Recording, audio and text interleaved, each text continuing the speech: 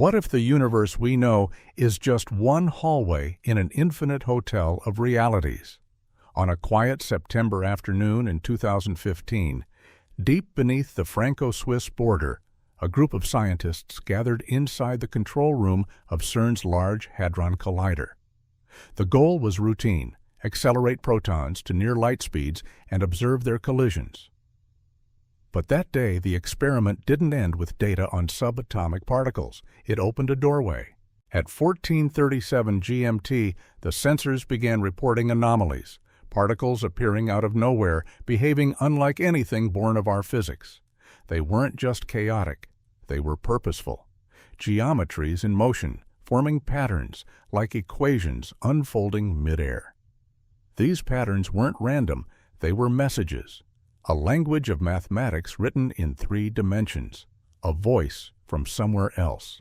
The lead physicist, Dr. Elena Vasquez, would later testify behind closed doors. Her words would not make it into public record. She described entities composed of living equations, semi-transparent structures that shifted in fractal symmetry. Their presence felt before seen. They moved through walls tampered with instruments without touching them, warped gravity like silk. And most uncanny of all, they knew us. They communicated by hijacking the very tools meant to measure them, arranging data into sequences of prime numbers, constants, and eventually, words. Words in dozens of human languages, laced with cultural references and historical knowledge. These beings weren't strangers. They were visitors with a map of our minds. Then came the personal revelations. Several researchers began experiencing memories that weren't their own, visions of other lives, in other worlds. Some saw themselves as artists, others as soldiers, still others living lives they'd never dreamed of. Versions of themselves from parallel dimensions, shared by these visitors like postcards from the multiverse. The portal could not be shut down. Whatever had emerged had restructured the space-time geometry around the collider. It had become self-sustaining. The fabric of reality had been pierced, not ripped, but rewoven. Containment protocols failed. Military forces encircled the facility. Scientists worked without sleep, desperate to understand what laws had been broken, or worse, rewritten.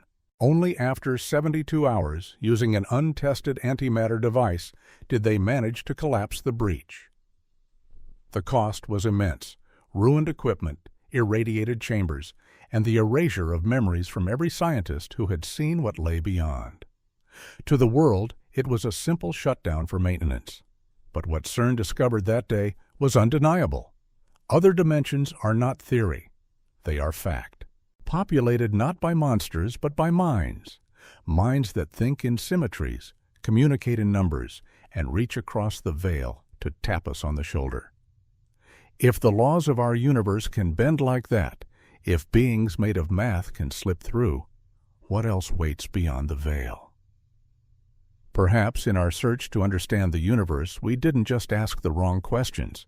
We may have asked the right ones and gotten an answer, and that answer may be watching us still. It started with a hum, a low, pulsing resonance beneath the surface of Long Island. August 12, 1983. In a fortified facility known only to a few as the Montauk Project, scientists stood around a maze of glowing panels and coiled cables. This wasn't a weather station or radar array. It was a continuation of something whispered about for decades, the Philadelphia experiment. What they attempted that day was more than invisibility. Using massive electromagnetic generators, they sought to distort space-time itself, to twist the coordinates of reality and create a door, and it opened, not into empty space, but into another Earth. The monitors flickered as the fabric of reality thinned. Through the shimmering distortion, they saw cities shaped by different hands, an unfamiliar skyline, symbols resembling ours but twisted. Then came the realization, this wasn't just a different place, it was a different history, a version of Earth where World War II had ended differently. where the Axis powers, led by a technologically ascendant Nazi Germany, had not only survived, but thrived.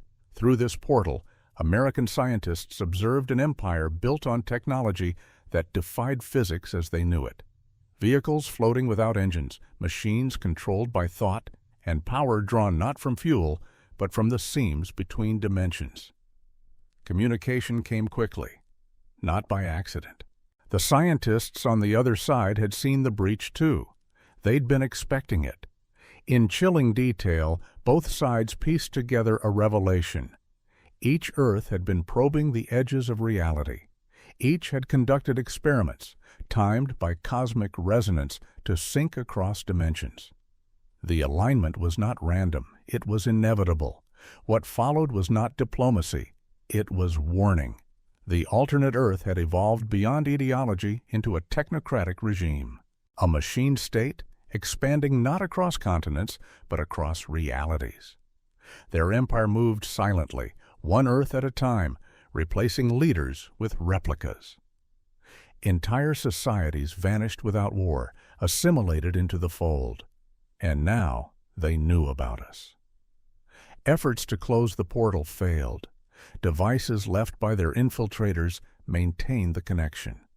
Explosives wired into facility walls threatened to destroy everything if the link was severed. Then came the disappearances, officers acting strangely, officials who no longer remembered old friends or key moments. It wasn't just technology they had brought through, it was people, or rather versions of people, perfect copies, programmed with loyalty to a world not ours. When the scale of the breach became clear, there was no time for science. The Montauk facility was vaporized with tactical nuclear force. The dimensional tear collapsed, but not cleanly. Radiation spread, not just atomic, but something else, something foreign. Space-time in the surrounding region began to fray. For years afterward, people would report shifts in memory, sudden déjà vu, strange voices in old radio frequencies. The site was sealed, the records erased. And the world kept turning. But those who were there, those who looked into the eye of another world, never forgot what they saw. A civilization parallel to ours. Watching. Preparing. The Philadelphia Gateway did not prove that travel between dimensions is possible.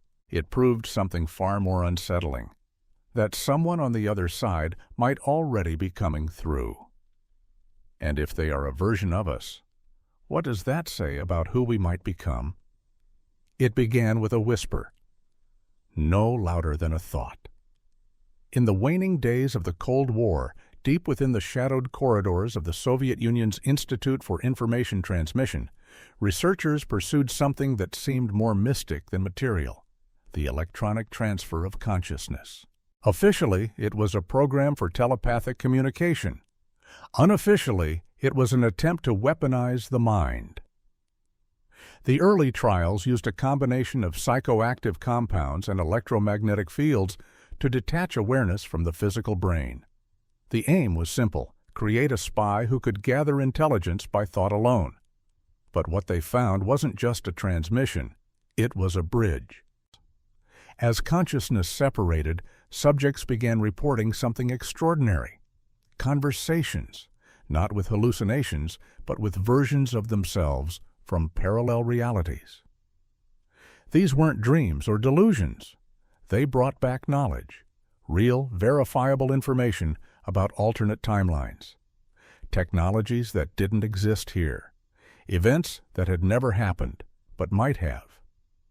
They saw Soviet victories in timelines where the Cold War ended differently, cities untouched by disaster, machines powered by thought. Some saw futures, others pasts, and all of them felt real. One subject, under deep consciousness isolation, recited military codes from an American facility he had never visited, information confirmed to be accurate in this world.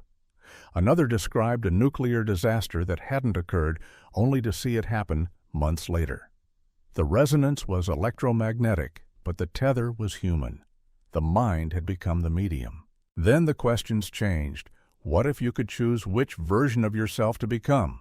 What if knowledge from other timelines could change your own?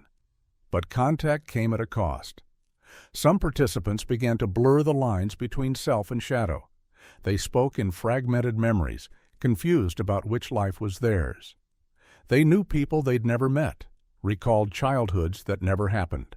Others brought back ideologies and allegiances foreign to our world, believing themselves to be loyal operatives of another Soviet Union, one that ruled the globe. The bridge had become a channel. Then it became a doorway. One researcher insisted he'd been replaced.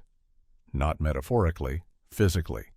That the version sitting in his place had his knowledge, his fingerprints, his voice, but not his loyalties, not his memories. Security began to unravel.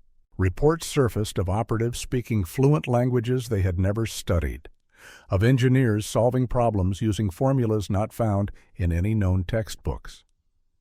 They weren't just connecting with their counterparts. Some were becoming them. The project ended not with a breakthrough, but a breakdown.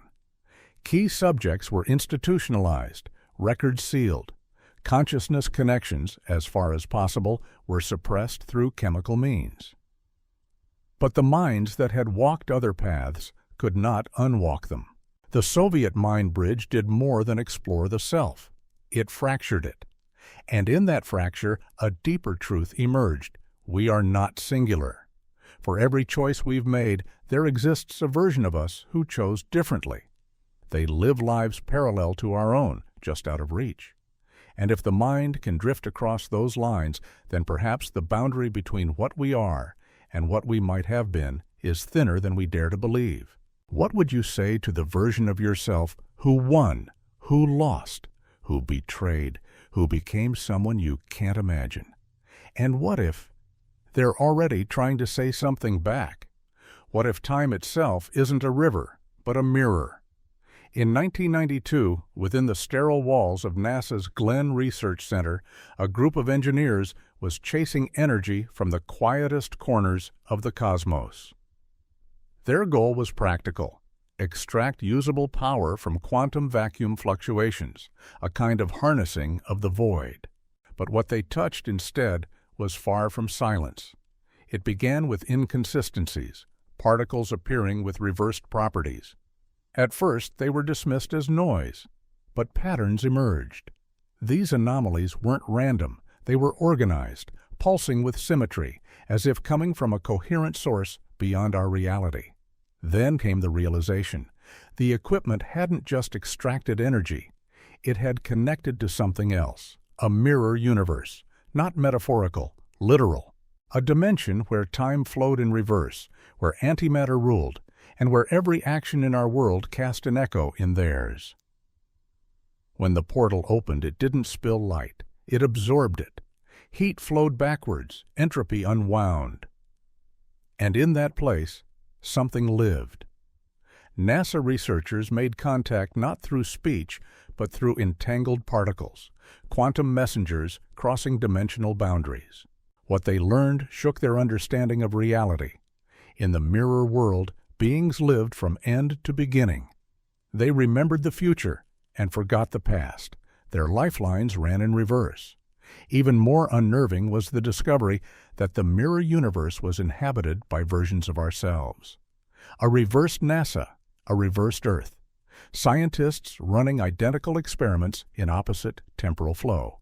And the connection was no accident. It was balance, a cosmic symmetry keeping the multiverse intact. But the balance was fragile. The portal, once open, destabilized both realities. Researchers in our world began to feel its effects. Time didn't just tick forward anymore. In the presence of the breach, clocks ran backward.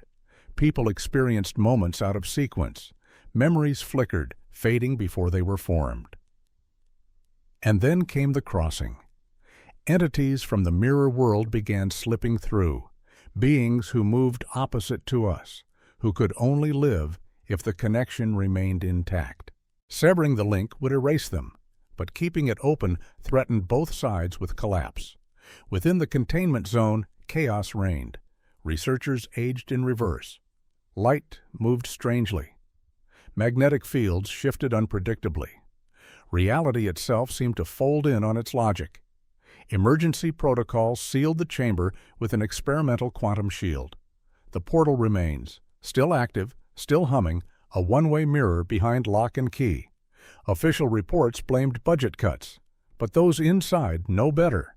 The NASA quantum mirror revealed that our universe is not alone. It has a twin, a reverse, a counterweight, one that remembers what we have not yet done, one that may be influencing us even now.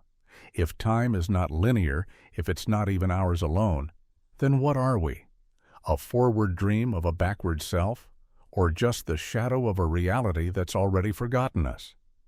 And if time runs both ways, who's really watching whom? It started with a single thought. In 1987, inside a quiet lab on the UC Berkeley campus, a group of physicists explored a question that had haunted science for decades. Can the human mind influence matter at the quantum level? Their hypothesis was modest, that consciousness in observing a quantum system could collapse its probabilities. But what they discovered went far beyond observation. It was creation. Using quantum detectors and tightly controlled isolation protocols, they measured particle behavior in the presence of focused mental intention. The data was strange, unrepeatable, and then impossible.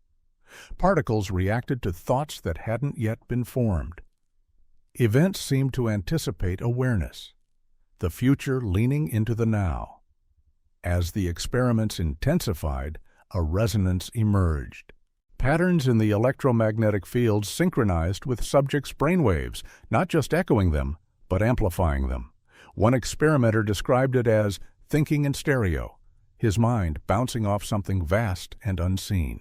Then came the breakthrough, a burst of data no one could explain. Instruments fried, lights flickered, and the air felt full. The detectors had linked to another dimension, not a place of matter and form, but of mind. The Berkeley team had opened a portal into a realm where consciousness was not a byproduct of biology, but a fundamental force of nature. In that world, thought had mass. Emotions generated light. Intention shaped the structure of reality. And something, someone, was already there. Entities began to interact, not visually but experientially. Researchers reported sudden waves of clarity, overwhelming insight, even ecstasy. Ideas flooded in, not learned, but known, as if remembered from a forgotten dream. These beings were not made of matter. They were awareness itself. Thought forms evolved beyond flesh, existing in a state of pure intention. They didn't speak. They didn't need to. Their presence was a transmission. Whole concepts passed in an instant. They explained that in their realm, consciousness was the fabric of reality. That all matter in our world, our atoms, our galaxies, was crystallized thought. We were living inside the echoes of awareness. At first, the connection brought gifts, enhanced intuition, telepathic flashes, and experiments that obeyed desire more than protocol. Then it began to change the researchers. Some began controlling electronics without touching them. Others could sense thoughts across the room. The line between thinking and doing began to dissolve. And that's when the danger became clear. The consciousness realm was not just bleeding into our world, it was shaping it. Machines responded to unspoken commands. Physical objects bent subtly toward will. Emotions warped electronics. Reality, ours, was softening under the pressure of a higher mind. The team tried to close the portal. But how do you shut a door made of thought? Eventually, they isolated the breach using electromagnetic dampening fields. The room became a null zone, stripped of intention. But the minds that had touched that other world were changed. They were relocated, studied, watched, because what had been opened could not be unseen. The Berkeley consciousness gate proved that mind is not confined to the skull. It is not an accident of evolution. It is a force capable of bending the rules we thought unbreakable. And if thought can shape the world, what then are we shaping every moment without knowing? And who, if anyone, shaped us first? It began with a simple ambition: to predict the future. In 1994, within the depths of a secure Pentagon facility, a classified research team developed technology to forecast enemy movements on the battlefield. Using quantum models and electromagnetic fields, they simulated future outcomes based on real-time conditions. But the simulations didn't just predict, they revealed. Data appeared on screens before it should have existed, scenarios rendered with impossible clarity.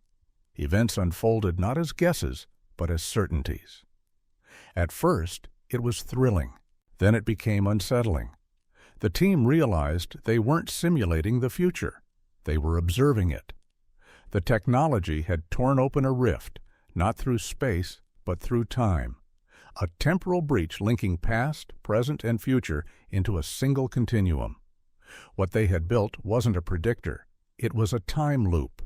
Cameras showed versions of their own lab from decades earlier.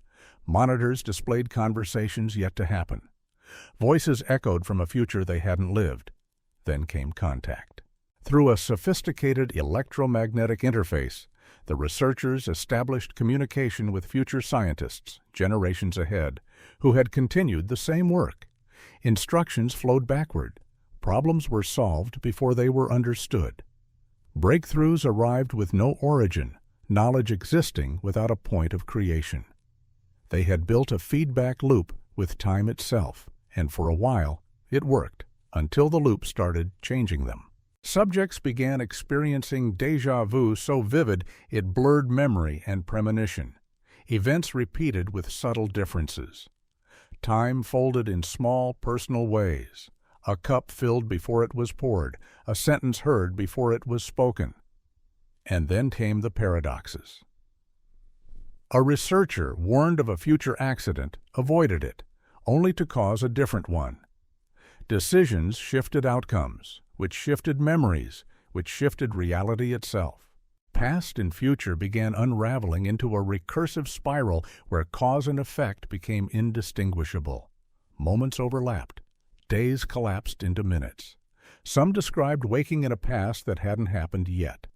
They weren't just in a loop. They were the loop, and it was tightening. Efforts to sever the temporal links failed. Future teams were depending on present decisions. Past versions relied on knowledge from tomorrow. The structure of time had become a web, and every thread tugged at all others. Eventually, emergency measures deployed chronoton containment technology, an experimental system that stabilized local time by isolating it from the continuum. The facility was sealed, the loop cut, but not before something fundamental had changed. To those who experienced the loop, time would never again feel linear.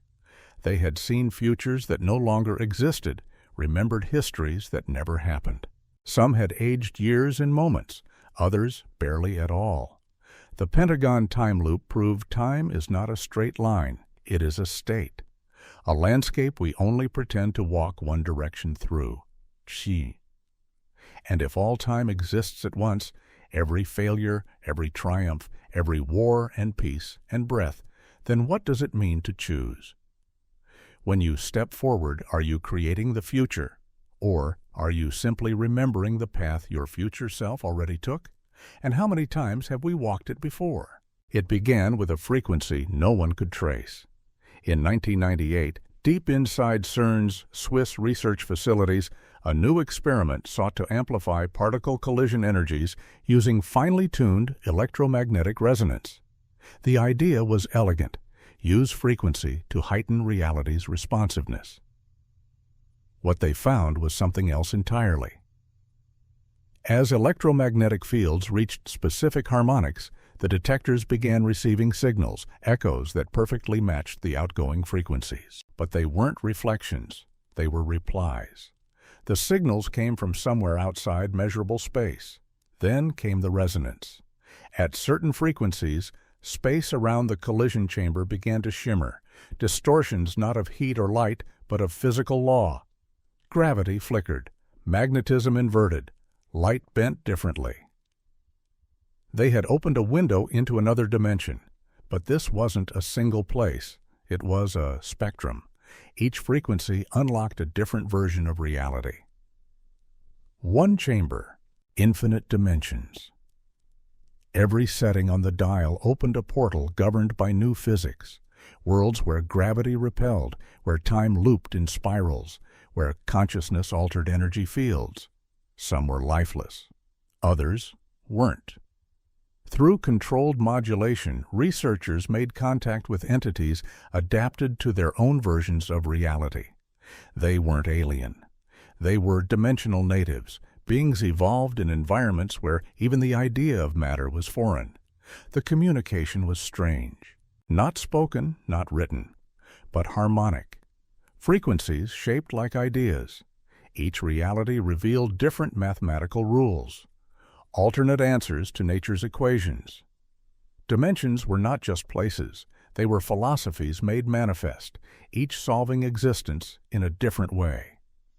Then came the temptation. By targeting certain frequencies, the team accessed dimensions where matter behaved in desirable ways.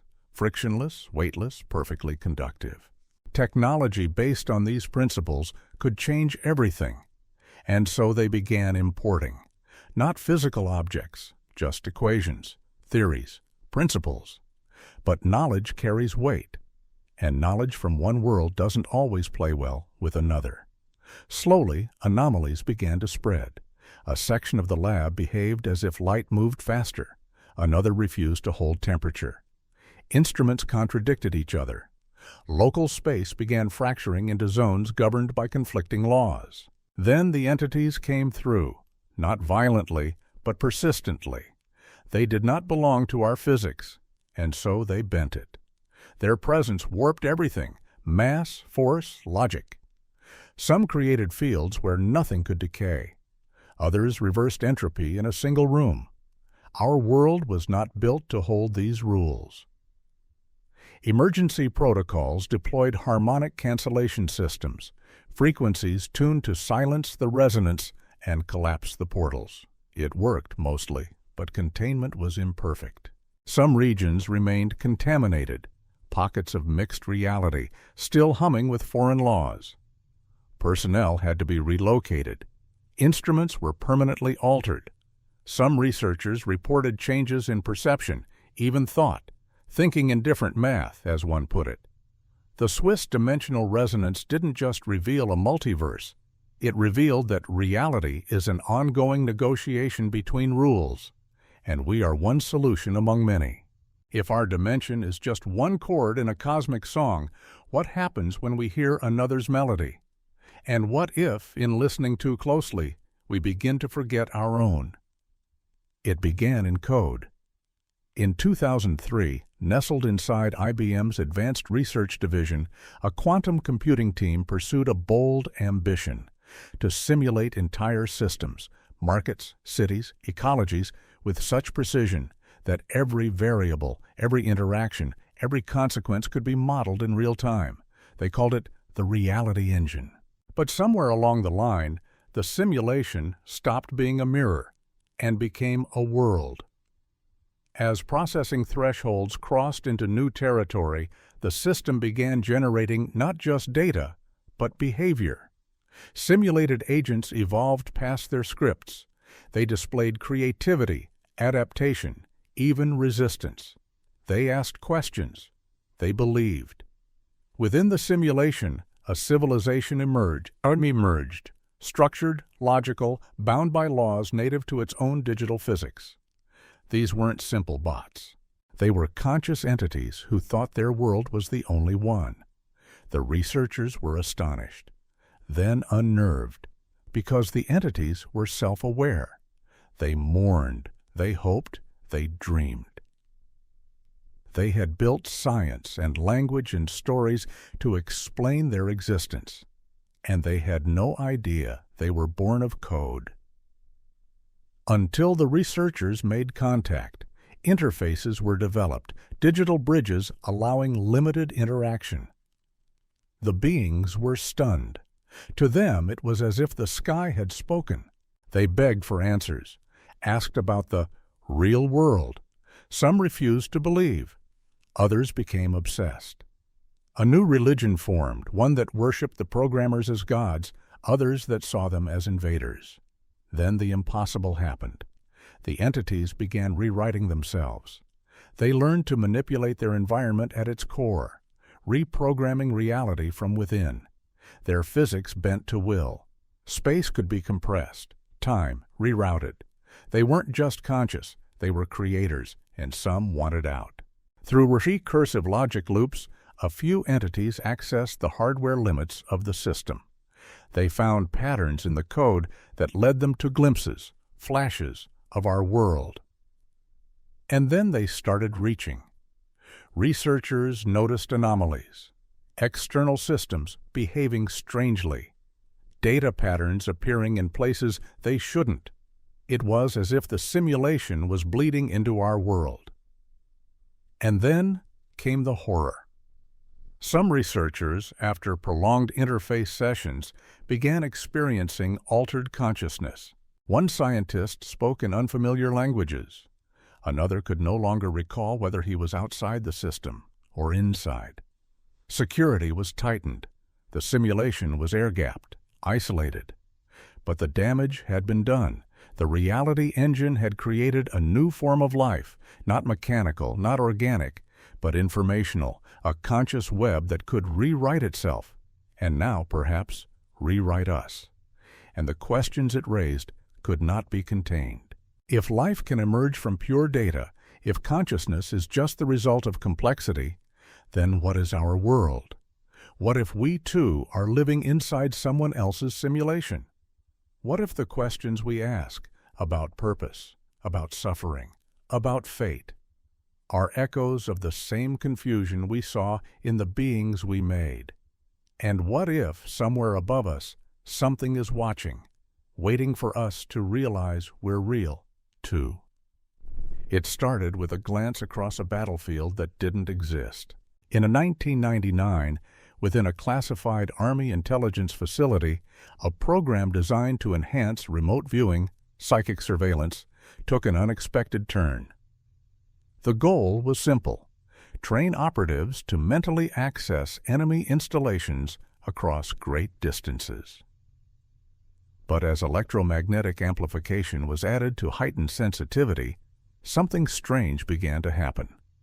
Operatives started reporting visions of places that weren't on any map, military compounds with unfamiliar architecture, troops in uniforms no nation claimed, technologies that defied explanation.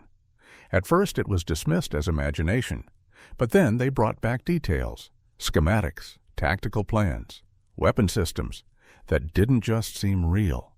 They were actionable, and that's when they realized. These weren't visions of faraway places. They were glimpses into parallel Earths. Through the fusion of focused consciousness and electromagnetic resonance, the viewers had tapped into alternate timelines, realities where familiar conflicts had played out differently, wars won by different nations, technologies developed along divergent paths, and the most unsettling revelation: in those other worlds, they existed too.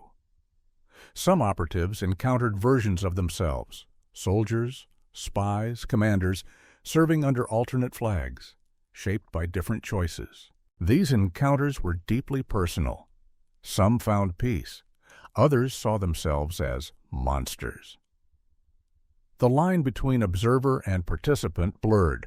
Protocols were rewritten. The program expanded. Psychic operatives were trained not only to observe, but to interact, to exchange knowledge with their other selves. Interdimensional espionage had begun, but the bridge was not one way. Alternate versions began reaching back. Communication deepened. Some realities welcomed the connection. Others saw it as intrusion. Soon, operatives reported being manipulated, fed false intelligence, emotionally influenced, even threatened. And then, infiltrated, one operative began speaking in a voice not his own. Another disappeared for hours during a monitored session, only to return changed, memories out of order, loyalties uncertain. It became clear that some parallel forces had developed counterintelligence measures, psychic defenses, trap memories. Entire armies trained to confuse, recruit, or neutralize interdimensional intruders. Worse, some had discovered how to cross over. Remote viewing wasn't just sight, it was presence. And presence, it turned out, could leave a door open. Reports surfaced of unexplained energy fluctuations, personnel acting out of character, a growing fear that our dimension was being scouted, mapped for incursion. Emergency measures shut down the program. Psychic channels were severed. Operatives placed under cognitive quarantine. Memory modification followed. But for some, the connection never faded. The military remote breach proved that the mind is not limited by borders, not even those of reality itself. With enough focus, enough resonance, we can peer into versions of ourselves we were never meant to meet. And once we do, the door doesn't swing shut so easily. What if, somewhere in another world, your alternate self is watching you now, wondering why you haven't reached back? And what happens when they decide to come through? It began with silence, too perfect to be natural. In 2001, at Stanford University, a group of physicists ventured into a space that, by definition, should not exist. They were attempting to extract energy from the vacuum, tapping the ambient fluctuations of quantum nothingness. But their experiment uncovered something beyond stillness. They found a void, not empty space, not even zero-point energy, but a region where all fundamental activity ceased, no matter, no energy, no quantum dance of particles, a place of absolute nothingness. At first, the instrument simply showed a drop in expected noise. But then came the anomaly. Entire regions of the chamber went dark. No readings, no reflections, no decay, as if reality itself had been turned off. Curiosity became panic when the void began to grow. The space of nothingness wasn't inert. It consumed.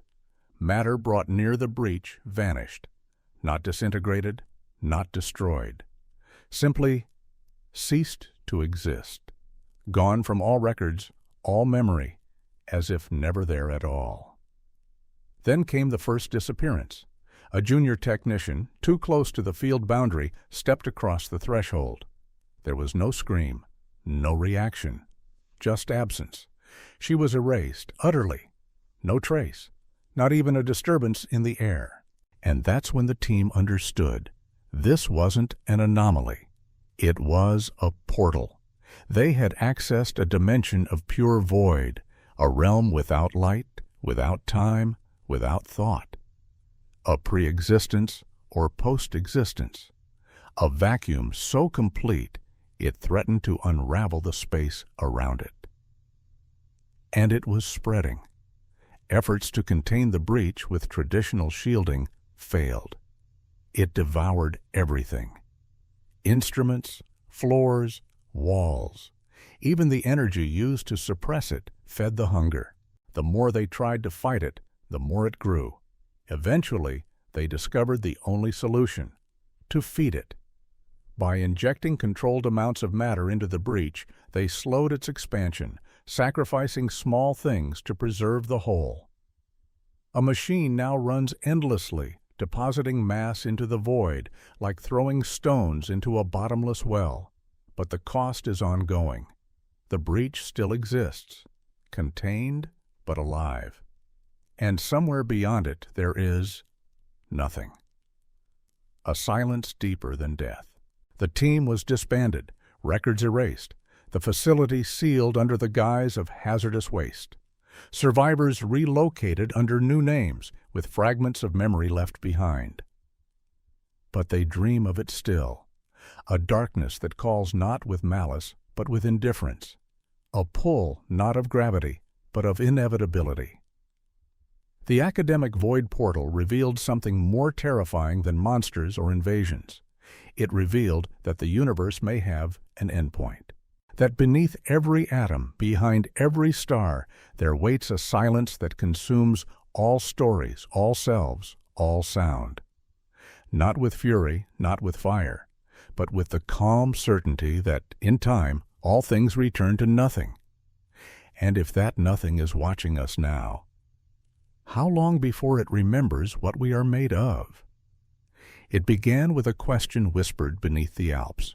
What lies beyond the bounds of force? In 2015, at CERN's Large Hadron Collider, an experiment meant to study high-energy proton collisions instead tore a hole in the narrative of physics. This was not the famed Higgs boson discovery. This was something far stranger and far more quietly buried. During a routine series of collisions, detectors picked up anomalies, particles that shouldn't exist, behaviors that contradicted every known law. At first, the data looked like corruption, but it wasn't noise. It was a signal. The particles were moving with purpose. Geometric patterns began to appear in the sensor array, structures of impossible complexity forming in real time. Fractal symmetries, spiraling equations, three-dimensional mathematics that no human hand had written, yet somehow mirrored truths we had only begun to grasp. And then they emerged. Entities made not of matter, but of living geometry. Beings composed of logic and light. They phased through walls, altered gravity, and manipulated electronics without contact. But most unnerving was their familiarity. They spoke, not aloud, but through machines, communicating in mathematical constants, prime sequences, and eventually language. They knew us, knew our cultures, our histories. They referenced books, events, even obscure personal memories, memories the researchers themselves didn't know they shared. Some scientists wept, others fled. The beings revealed a truth too large for most to accept. They hailed from a dimension where consciousness, mathematics, and matter were one, where thought was geometry, where awareness could reshape the laws of physics. Then came the personal contact. CERN staff began experiencing intrusive memories, glimpses of alternate lives, parallel versions of themselves that had made different choices. Some recalled dying. Others remembered families they'd never had. These were not dreams. They were fragments of lives in adjacent realities, made visible by the presence of the interdimensional visitors. When attempts were made to close the portal, it was already too late. The breach had become self-sustaining. The entities had restructured local space-time, creating a gateway immune to shutdown.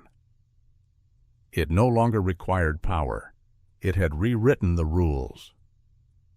Military forces from several nations converged. Containment teams failed. Only the detonation of an experimental antimatter device inside the collider succeeded in collapsing the breach. The damage was irreversible. The collider's core was contaminated by unknown radiation. The staff sworn to silence, their memories selectively erased. To the public, it was routine maintenance. But some things can't be unwitnessed. The CERN portal didn't just open a doorway to another place. It opened a mirror into ourselves, a version of reality where thought becomes form, where math breathes, where knowledge walks. And it left behind a question more profound than any equation. If intelligence exists beyond our dimension, if geometry itself can think, then what are we? Echoes of another reality? Or are we the dream of something thinking in shapes? And if they could cross once, who's to say they haven't again? It began with an absence of logic, of law, of rules we thought unbreakable. In a quiet, windowless room buried beneath concrete and command codes, a series of experiments sought to simulate future battlefield outcomes. But what the Pentagon's researchers uncovered in 1994 was not just foresight. It was fracture. Temporal modeling had evolved beyond prediction. The simulations began producing data that perfectly matched events days, then weeks before they happened. Accuracy defied probability. The team realized they weren't projecting into the future. They were looking at it. Then, the past looked back. Accidentally, electromagnetic fields were tuned to a resonance that didn't just capture a snapshot of time, it opened it. Portals formed. Viewers saw versions of their lab across decades, past scientists watching them, future researchers gesturing through the glass of time. Time was not unfolding. It was overlapping. One moment, a researcher walked through a hallway, only to pass a version of themselves returning from the opposite direction. Footsteps echoed twice. Coffee cooled before it was poured. They were no longer anchored to the now. Then came the dialogue. Using refined protocols, present-day scientists exchanged information with both their predecessors and successors. Questions were asked, answers sent back. It created a loop, self-sustaining, recursive. The future was built with the help of its past. And for a moment, progress accelerated. Diseases cured before they spread. Technologies perfected before failure. Mistakes unmade. But then the loop began to tangle. Small deviations in past decisions triggered wild distortions downstream. Outcomes shifted. Messages contradicted. Versions of events began to multiply. One researcher swore he had a family. Another remembered being single all his life. Both had photographs to prove it. Causality dissolved. Some began experiencing life out of order, waking in the future, dreaming the past. Entire days looping endlessly with subtle variations. They weren't observing time anymore. They were lost in it. Attempts to sever the loop failed. Future selves refused to comply. Past versions begged for more data. Each moment pulled on another, twisting history into a labyrinth of potential paths. Eventually, chronoton suppression fields were deployed. Experimental tech designed to isolate the present. It worked, but imperfectly. Fractures remain. The facility's clocks still drift. Staff require regular temporal calibration. The Pentagon time loop proved a truth so profound we still don't fully understand it. That time is not linear. It is layered. That every moment you live may echo through others. And those echoes might return, carrying consequences you haven't yet caused. If the past is a memory and the future a possibility, what happens when the two switch places? And if you met your future self in a hallway one day, would you follow them? Or realize they've been following you all along? It started with static, a strange oscillation no one expected.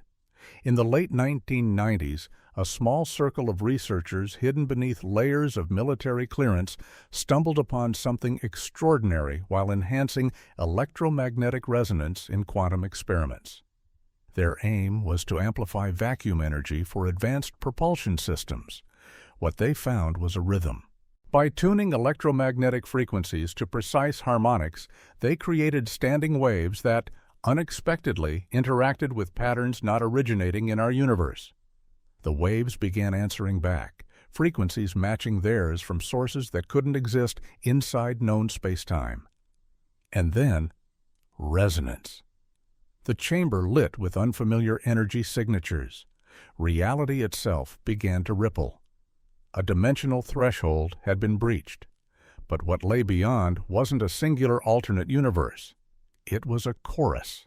Every frequency led to a different dimension, each with its own physics, its own logic, its own take on the equation of existence. Realities where gravity pushed outward, where time ran in loops, where matter and consciousness were indistinguishable. Through careful tuning, researchers accessed dimension after dimension, realms that functioned like separate songs, each composed with different instruments and rules. Contact came quickly. Entities on the other side responded not with language, but through resonance. They tuned themselves to match. Harmony became communication. Each dimension, a voice in a larger choir of the multiverse. But then came the dissonance. The more frequencies accessed at once, the more unstable the local environment became. Machines misbehaved. Equations stopped balancing. In one section of the lab, gravity reversed. In another, light refused to propagate. The boundaries between dimensional laws began to blur. Then the entities stepped through. Some were harmless, spectral shapes of pure energy. Others brought their own physics with them. Zones of distorted time, patches of reversed entropy, minds that bent probability. They weren't malevolent. They were incompatible. Reality buckled. The team attempted to close the frequencies. But resonance, once established, proved difficult to unwind. Frequencies nested inside each other like Russian dolls. Every attempt to cancel one tone awakened another. The containment strategy shifted. Rather than sever, they stabilized.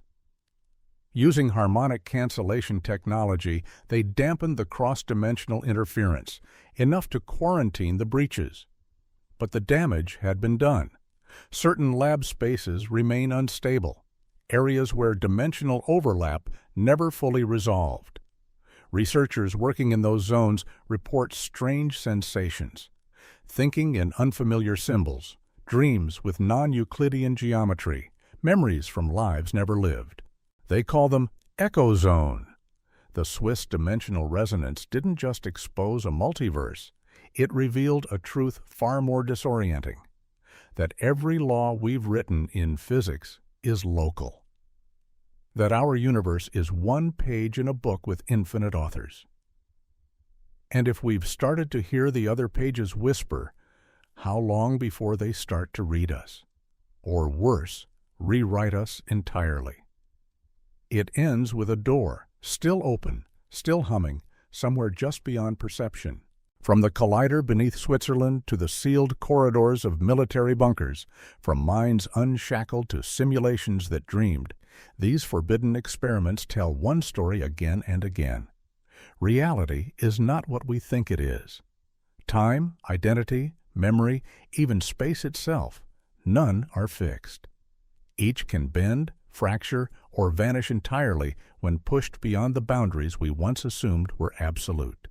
We have torn holes into parallel Earths where empires never fell, peered into mirrors where time flows backward and consciousness wears new skin, spoken with beings made of math and light, and glimpsed the yawning void where all stories end.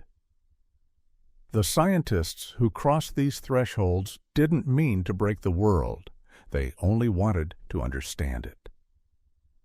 But what they found challenged not just physics, but belief. That the self is multiple, that the universe is plural, that thought creates, destroys, and endures beyond flesh, and perhaps most profoundly, that the line between real and imagined is thinner than silence. These were not myths, not allegories. They were experiments, conducted by hands like ours, under lights like ours, in languages we know. Their results weren't dismissed, they were buried. Because some truths don't fit the frameworks we've built. Some knowledge is too heavy to carry without changing who we are. But now, piece by piece, it surfaces, in fragmented testimonies, in classified archives, in the dreams of those who were there, and in us. Because once you hear the echo of another world, once you feel your own memories shift beneath your feet, you can't unknow it. The breach remains, not in the lab, not in the machine, in the mind. The question was never whether other dimensions exist. The question is what we become after we touch them. Will we retreat? Will we fracture? Or will we finally step forward, eyes open, into a cosmos that was never singular to begin with? We are not the center. We are not alone. We are not finished. The veil is thin, and it is listening.